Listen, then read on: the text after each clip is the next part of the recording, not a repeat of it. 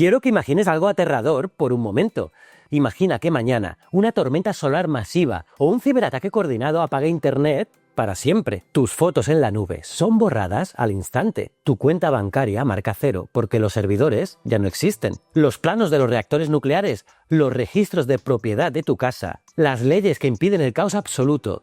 Todo eso se desvanece en un segundo. Vivimos en una alucinación colectiva, creyendo que nuestra civilización es sólida, construida sobre hormigón, acero y códigos binarios indestructibles. Pero la realidad es mucho más frágil. Nuestra historia, nuestra identidad y nuestra economía no flotan en el éter digital. Hemos estado más de 2000 años ancladas a una lámina de fibras vegetales de apenas unas decenas de micras de espesor. Nos han enseñado que la historia del papel es aburrida, un tema menor en los libros de texto. Nos han mentido. Es una historia de sangre y conquista. Una saga de espionaje industrial en la ruta de la seda, donde el secreto de la fabricación valía más que la vida humana. Es una historia de monjes que crearon libros venenosos para matar a quien se atreviera a robarlos. De imperios que se frenaron económicamente por no tener suficientes calzoncillos viejos para reciclar. Y de una avispa, sí, un simple insecto, que enseñó a los científicos cómo salvar al mundo de una crisis global de materia prima. Hoy vamos a recorrer 40.000 años de ingenio humano, desde las cuevas oscuras de la prehistoria hasta los laboratorios de nanotecnología más avanzados. Vamos a descubrir los eslabones perdidos que conectan el dinero que llevas en el bolsillo con las dinastías chinas, la batalla del río Talas y la máquina holandesa que lo cambió todo. Soy JJ Priego y acomódate, pilla libreta y boli, porque esto es Historias de la Historia. Y hoy vamos a explicar la historia del papel, así que por favor, no cambies de página todavía.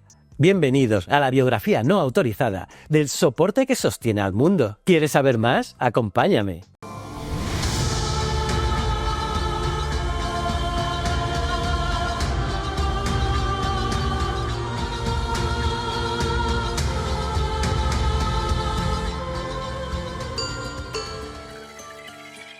El ser humano tiene un defecto de fábrica fundamental. Nuestra memoria biológica es mortal y falible. Sí, puedes explicar cosas a los demás, pero si mueres, tus recuerdos mueren contigo. Es como un formateo de disco duro sin copia de seguridad. Hace decenas de miles de años, nuestra especie entendió este terror existencial. Empezamos a pintar en piedra. Dejamos marcas de ocre y pigmentos en cuevas, como Sulawesi o Altamira.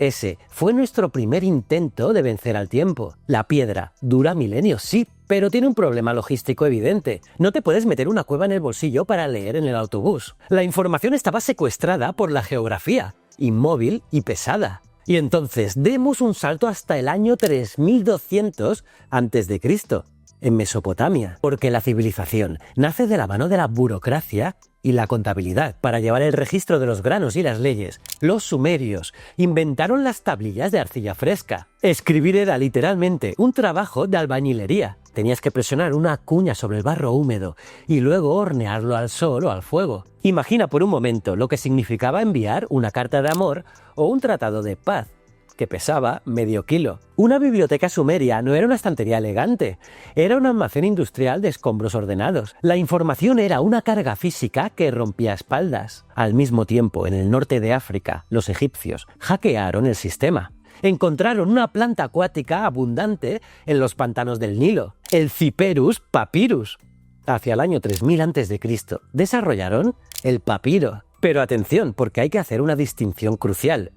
Es un error común, porque el papiro no es papel. El papiro se fabrica cortando tiras del tallo de la planta, entrelazándolas físicamente, como si fuera una rejilla o una cesta muy pero que muy fina, y luego prensándolas para que la savia actúe como pegamento. Por lo tanto, es una técnica de laminación, no de filtración de fibras descompuestas. Aún así, fue una revolución tecnológica, ya que era ligero, se podía enrollar y transportar fácilmente. Gracias a esto, Egipto controló el mercado del conocimiento en el Mediterráneo durante milenios. Y mientras tanto, el resto del mundo buscaba desesperadamente sus propias alternativas. En China, mucho antes de que existiera el papel, se registraban mensajes en soportes duros. Y más tarde, durante la dinastía Shan, siglos XIII al XI a.C., se escribía sobre huesos oraculares. y también sobre plastrones de tortuga. Para hacer una pregunta a los dioses o registrar un evento, tenías que sacrificar algo. Más tarde, pasaron a las tiras de bambú, unidas con cordones. Pero el problema seguía siendo el mismo, el volumen y el peso.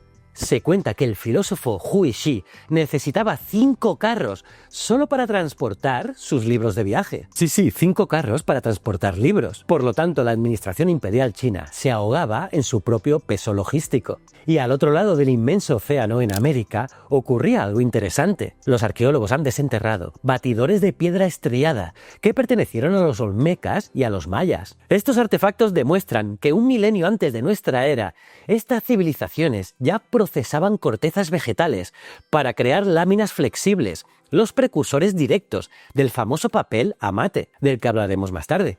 Y aquí hay un eslabón perdido que los libros de historia suelen ignorar. Un caso fascinante de lo que podríamos llamar evolución tecnológica paralela. En el Pacífico y el sudeste asiático, hacia el año 400 años antes de Cristo, las tribus locales ya habían desarrollado la tapa o capa. No era tejido hilado, era una tela no tejida, creada a fuerza bruta, porque arrancaban la corteza de la morera y la sometían a un batido rítmico e incansable para fusionar las fibras. Sí, como ves, el mundo entero estaba rozando la solución.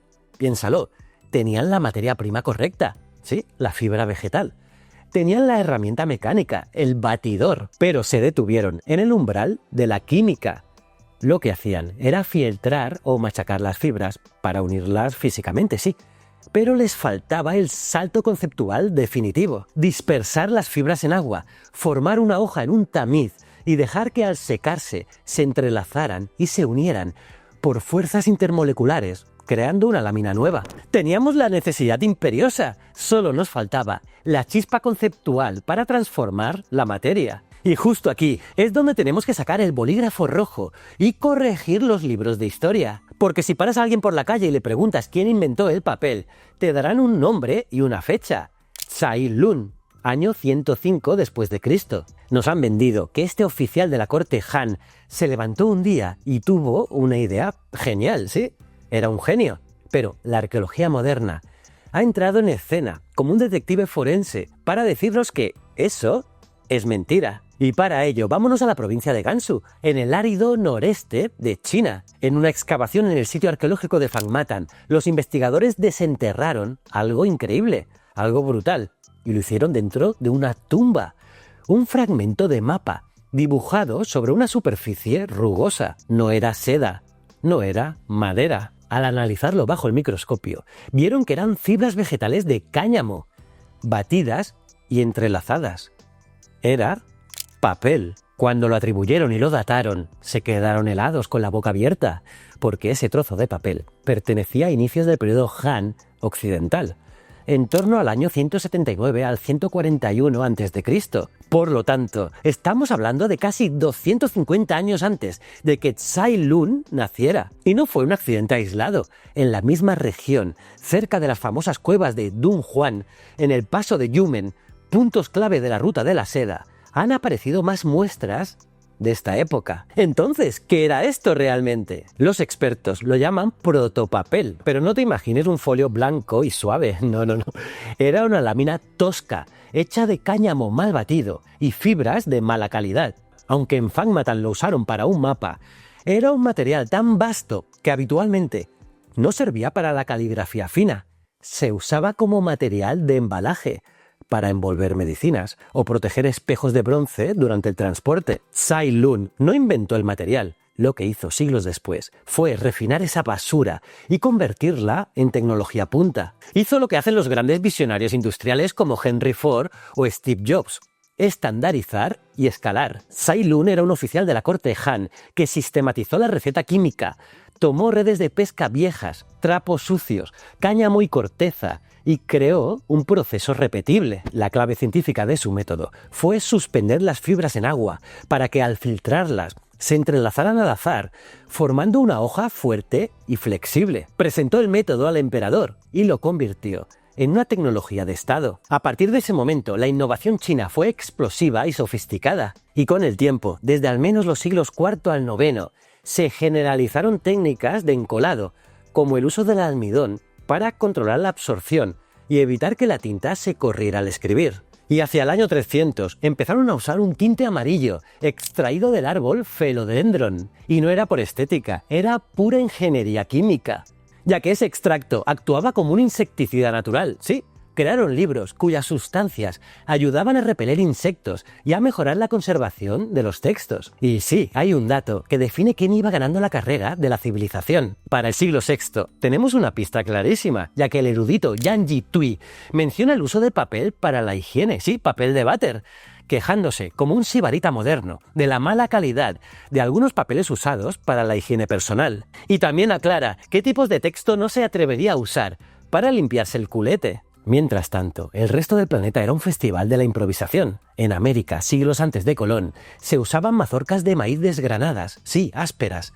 o conchas marinas. En Oriente Medio y la India, la norma higiénica era el agua y la mano izquierda, y en las zonas gélidas del norte de Europa, tiraban de lo que había, musgo o bolas de nieve. Y aquí tengo que hacer una pausa personal, porque en mi vídeo sobre la historia del retrete, que lo tenéis que ver sí o sí, muchos me saltasteis a la yugular en los comentarios. Me decíais que lo del tersorium romano, ya sabéis, esa esponja comunitaria atada a un palo, empapada en vinagre y agua salada, era un mito moderno, que eso era solo una escobilla de váter para limpiar la piedra y no para limpiarse a uno mismo. Pues bien, a los escépticos os traigo una fuente clásica muy pero que muy potente. Séneca, en su carta 70 a Lucilio, relata con horror cómo un gladiador germano se suicidó en una letrina clavándose en la garganta el palo con la esponja. Séneca describe explícitamente que el utensilio estaba dedicado a los usos más viles, infimis obscenisque usibus. Y aquí entra la lógica aplastante, porque primero, la palabra latina obscenis,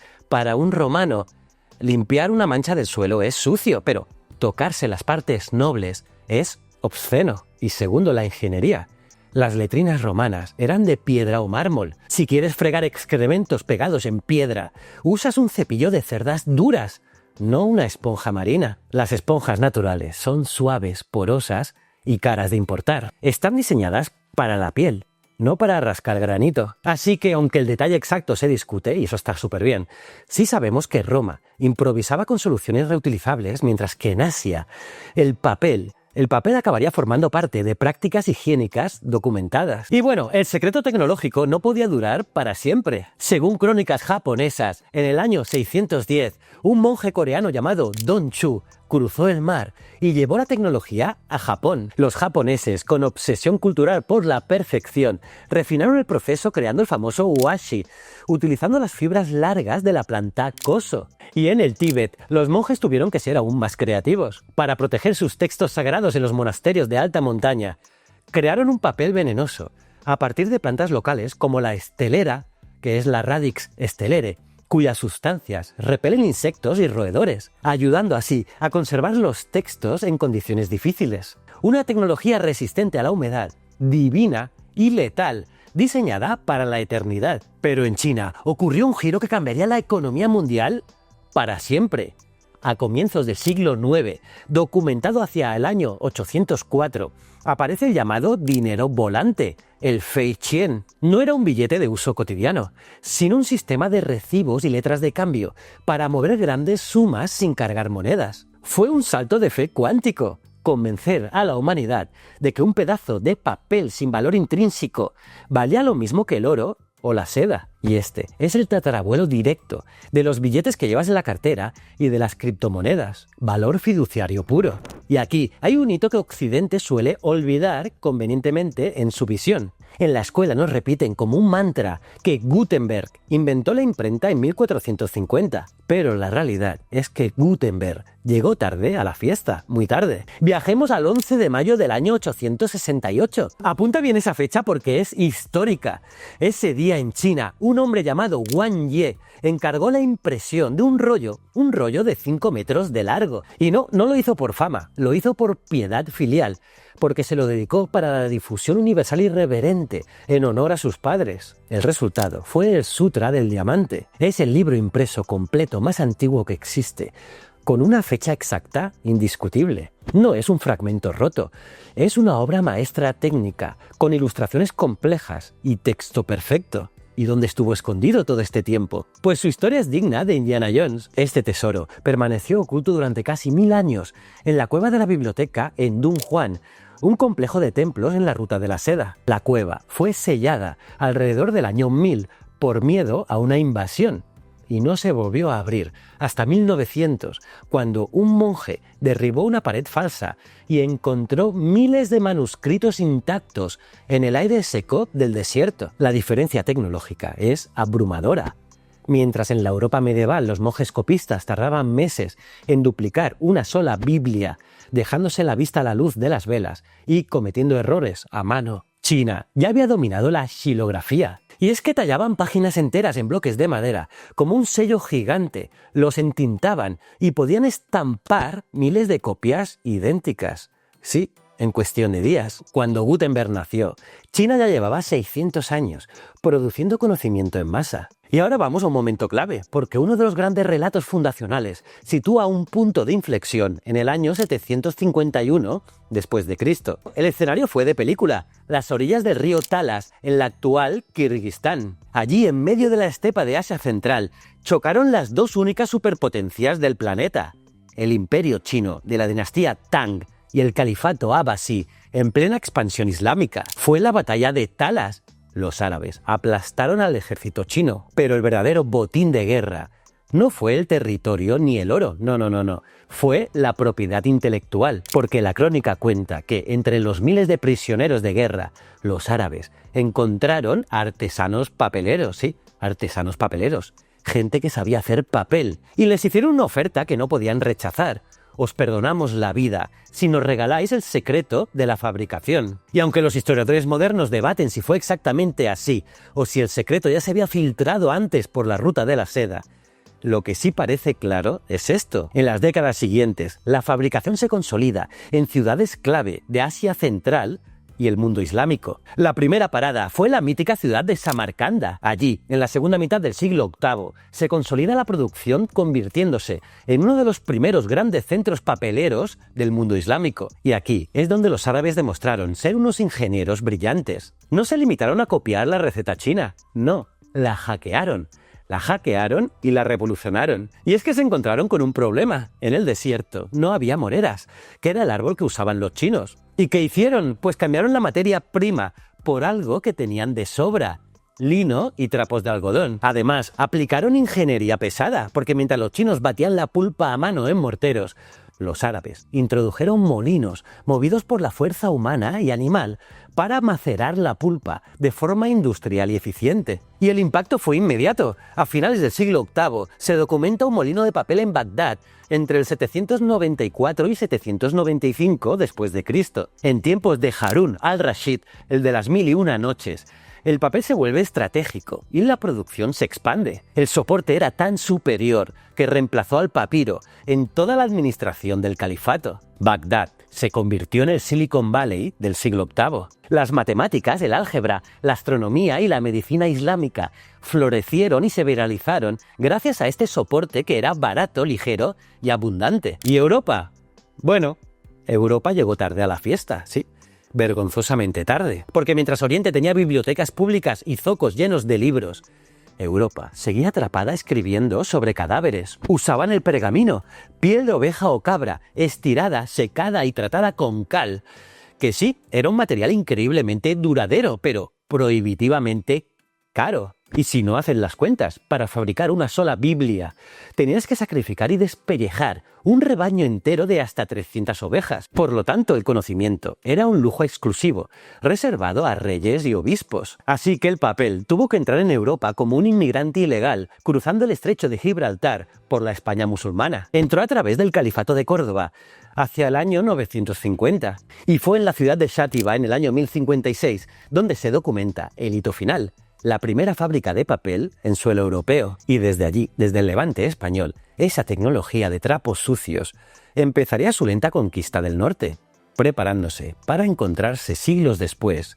con un tal Gutenberg. Pero la verdadera revolución industrial no esperó a la máquina de vapor inglesa del siglo XVIII, no. ocurrió mucho antes, en el corazón de Italia. Viajemos ahora a la ciudad de Fabriano, en la segunda mitad del siglo XIII. Allí, los artesanos dejaron de ser simples obreros para convertirse en ingenieros, transformando una artesanía lenta en una maquinaria capitalista de hacer dinero. Su primera gran jugada fue la fuerza bruta, porque olvidaos de los morteros de mano. Los italianos canalizaron la corriente de los ríos para mover unos martillos gigantes de madera con puntas de metal, los famosos martinetes. El valle se llenó de un estruendo constante, un boom, boom, boom infernal, que trituraba los trapos viejos a una velocidad nunca vista. Habían pasado de hacer papel a fabricar papel a escala masiva. Pero producir en masa no era suficiente.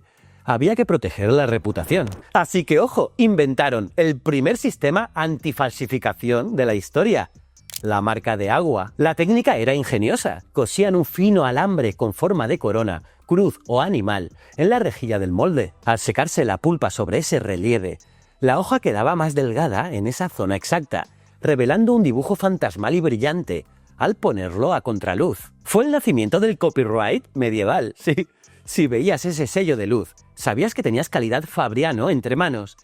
Y no una imitación barata. Listillos, ¿eh? Además, tuvieron que solucionar un grave problema de compatibilidad de hardware, porque el papel árabe era suave, sí, diseñado para la caricia de un pincel. Pero los europeos escribían clavando afiladas plumas de ave que rasgaban la fibra y hacían sangrar la tinta. ¿La solución? Pues un blindaje químico.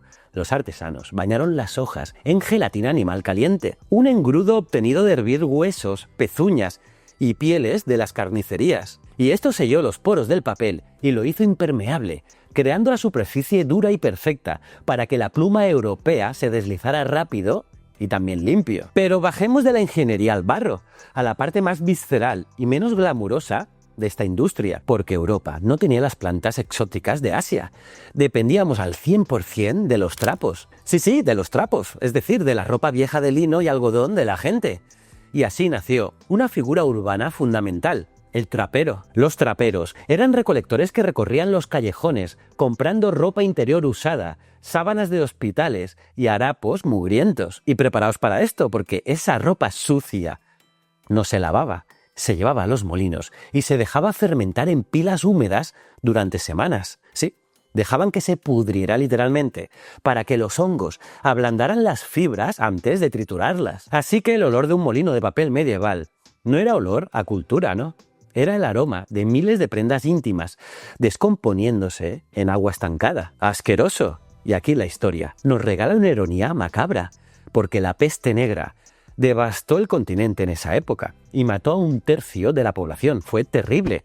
Fue una tragedia humana, pero dejó una herencia económica inesperada: montañas de ropa de los difuntos sin dueño. Y esa abundancia morbosa de trapos hizo que el precio de la materia prima cayera en picado. Cuando Gutenberg perfeccionó su imprenta en 1450, se encontró con un suministro inagotable de papel barato disponible, gracias en parte a la ropa de los muertos. Sin esa oscura coincidencia, la revolución del conocimiento quizás no habría despegado a esa velocidad. Y bueno, detengamos el viaje un segundo para cruzar el Atlántico, porque es vital entender que América no estaba en silencio, ¿no? Siglo antes de que llegaran los barcos europeos, los mayas y los aztecas ya tenían su propio soporte avanzado. Lo llamaban amalt o amate, y lo producían hirviendo la corteza interior de los ficus con sal, un proceso químico alcalino muy similar a la nixtamalización del maíz. Y luego la batían con piedras estriadas volcánicas. Tenían bibliotecas enteras con códices sobre astronomía, ciclos temporales y rituales. Pero la conquista trajo el fuego, y entre 1490 y 1550 se produjo una destrucción masiva.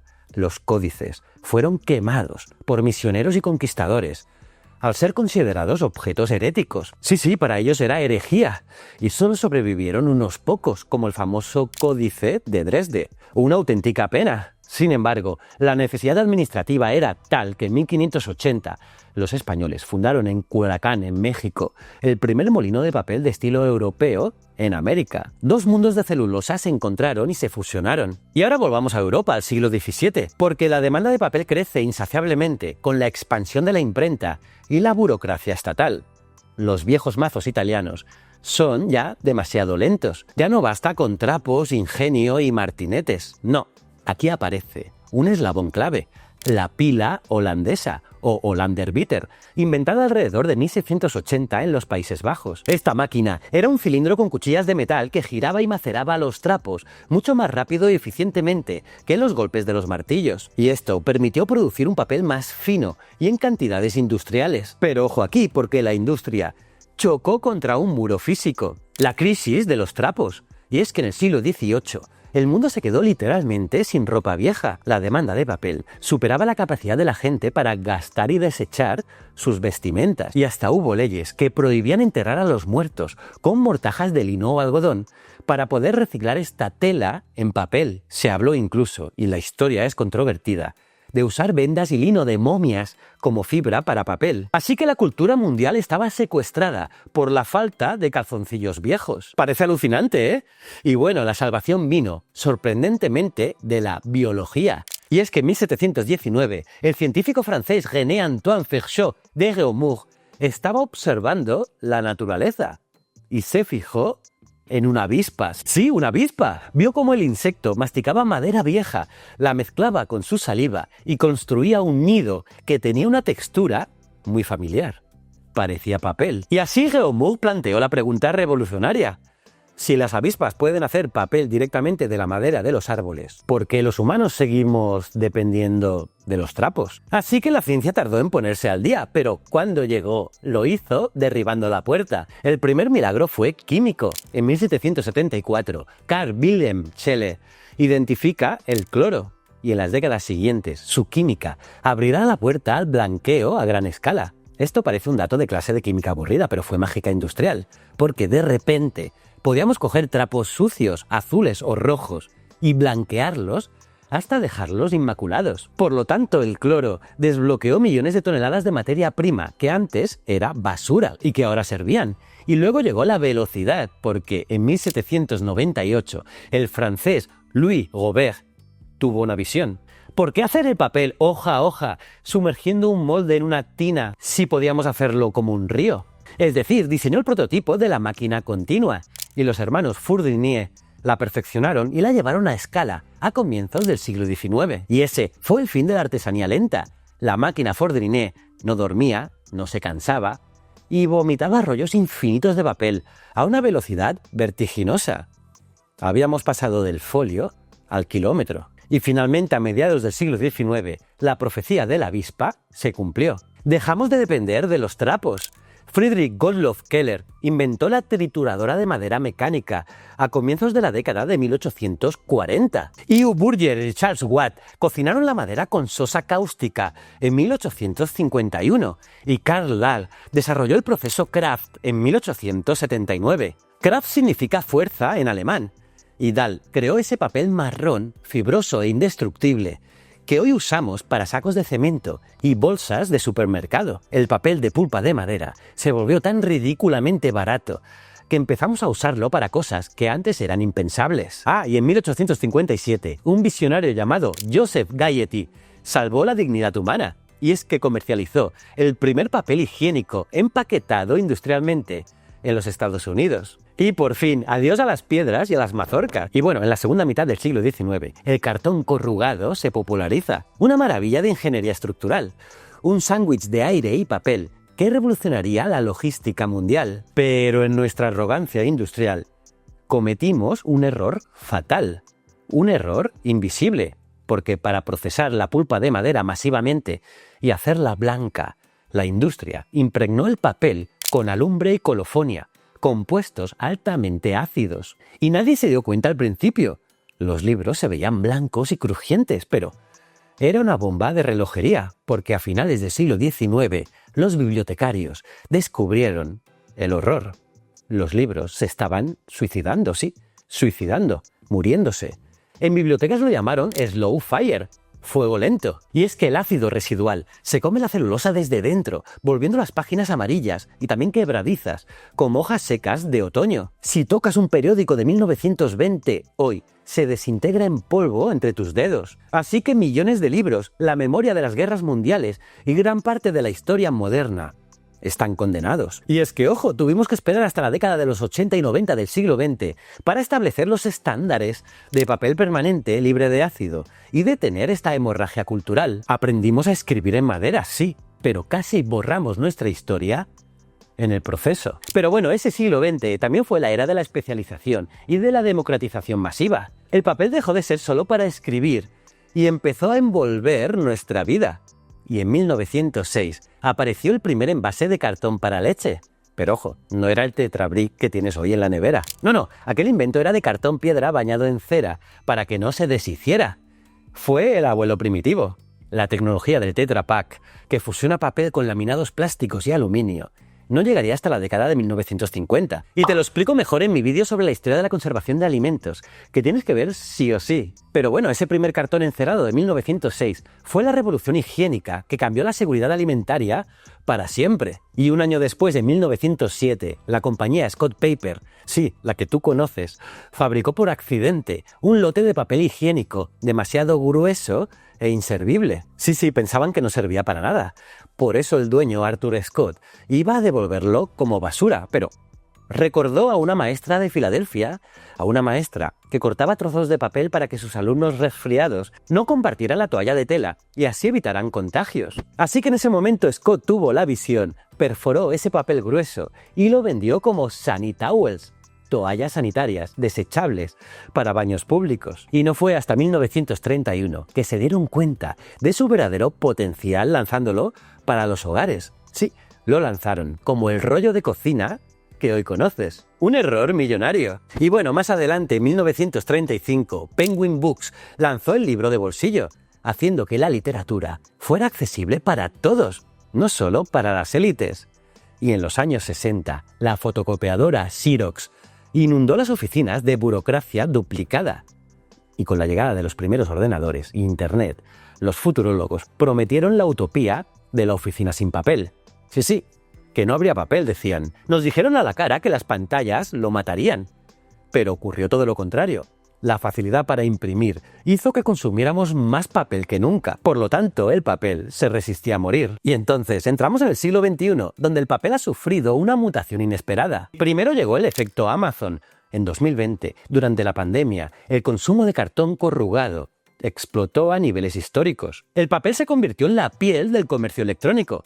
Cada clic que hacemos pone en movimiento una caja de fibra vegetal que cruza el mundo. Pero no es solo cartón, porque hoy el papel es alta tecnología, porque estamos desarrollando nanocelulosa, que es un material derivado de la pulpa que en ciertas formas y medidas de resistencia a tracción puede competir o incluso superar a materiales como el Kevlar. Sí, y con una fracción del peso. Estamos imprimiendo sensores médicos de diagnóstico rápido en tiras de papel que cuestan céntimos para detectar enfermedades en países en desarrollo. E incluso estamos investigando baterías de papel flexibles para el almacenamiento de energía. Uno de los materiales más antiguos de la historia sigue estando, irónicamente, en la vanguardia de la innovación. Y bueno, antes de terminar, quiero que hagas una prueba mental, o física si puedes. Saca un billete de la cartera. Lo llamamos papel moneda. Sí, papel moneda, ¿no?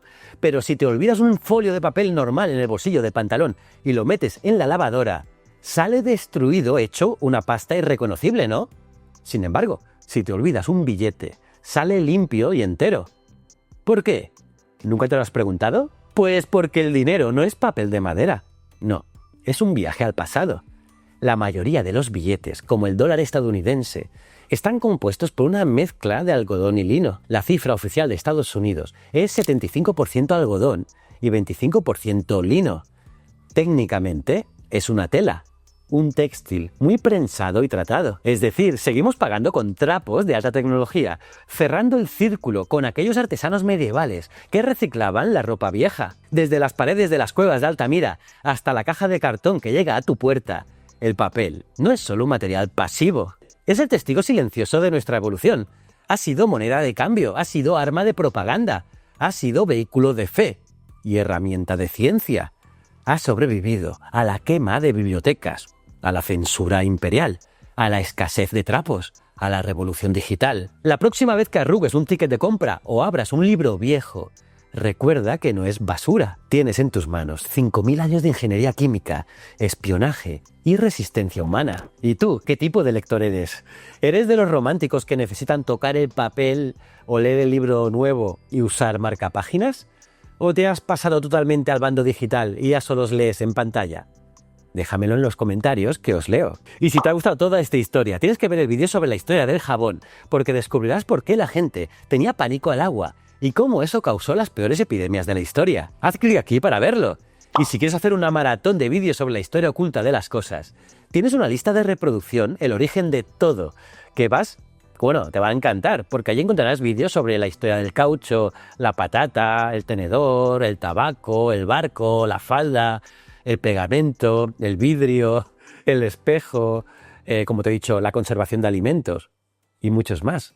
Te la recomiendo. Y si tienes ganas de más, entra en mi Instagram, jjpriegotv, porque encontrarás contenido diario de historia y también de ciencia. Dale un buen like a este vídeo, suscríbete y compártelo. Soy JJ Priego, esto es Historias de la Historia. Y recuerda, el conocimiento es un requisito esencial para la supervivencia. Nos vemos en el próximo vídeo. Muchísimas gracias.